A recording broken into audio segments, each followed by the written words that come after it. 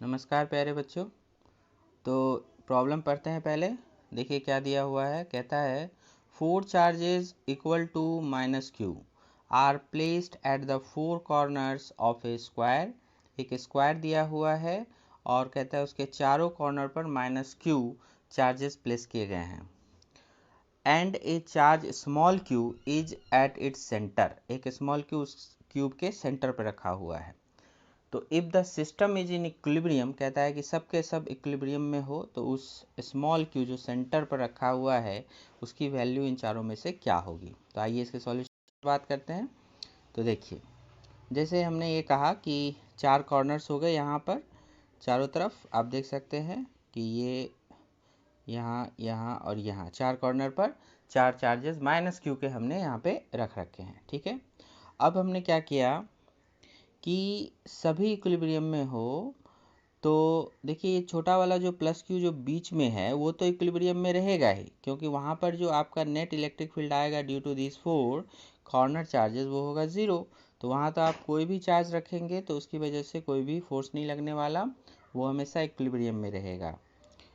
लेकिन हमें क्वेश्चन में सिर्फ इसके बारे में नहीं कहा, पूरे सिस्टम के बारे में। इसका मतलब हर एक individual minus Q minus Q minus Q minus Q जो है चारों कॉर्नर पर, उस पर भी नेट फोर्स 0 हो रहा है। तो हमको किसी एक को लेकर के एनालिसिस करना है।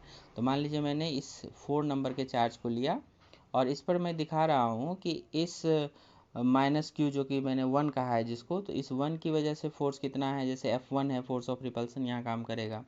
2 की वजह से भी F2 काम करेगा और ये वाला जो आपका 3 है इसकी वजह से भी ये F3 काम करेगा। तो सबके डायरेक्शंस दिखा दिए गए हैं। तो F1 F3 जो होगा वो मैग्नीट्यूड में बराबर होगा और कितनी वैल्यू होगी, तो अगर हम इस क्यूब के साइड लेंथ को A मान लेते हैं तो क्या हो जाएगा, K टाइम्स K हो जाएगा वही 1/4πε0, उसकी जगह हम K लिख रहे हैं और ये हो गया Q²/A²। और उसी तरह से इसको आप F मान लीजिए और F2 ये वाला जो ये 2 वाले की वजह से यहाँ पे ये हमने F1 और F3 का इक्वल मैग्नीट्यूड है, देख सकते हैं। अब F2 के बारे में बात कर रहे हैं तो F2 हो गया KQ²/2A²। कैसे, तो ये जो डिस्टेंस होगी यहाँ से यहाँ तक की डिस्टेंस, वो डिस्टेंस आप समझ सकते हैं कि A√2 होगा और A√2 का स्क्वायर करेंगे आप तो 2A² मैंने बगल में यहाँ साइड में लिख भी दिया है ना। तो ये इससे आप देख सकते हैं। चलिए अब उसके बाद हम लोग आगे बढ़ते हैं। तो फोर्स ड्यू टू 1, 2 एंड 3, तो 1, 2 और 3 की वजह से 1, 2 और 3 की वजह से जो इस पर जितना भी फोर्स लगा है, क्योंकि ये इक्विलिब्रियम में है, तो वो जो ये आपका स्मॉल क्यू जो कि मैंने 5 नंबर चार्ज कहा है उसे हम कह सकते हैं फोर्स ड्यू टू 5 के इक्वल होगा और मैग्नीट्यूड इसके इक्वल होगा और डायरेक्शन देखिए यहाँ पर अपोजिट होना चाहिए, है ना।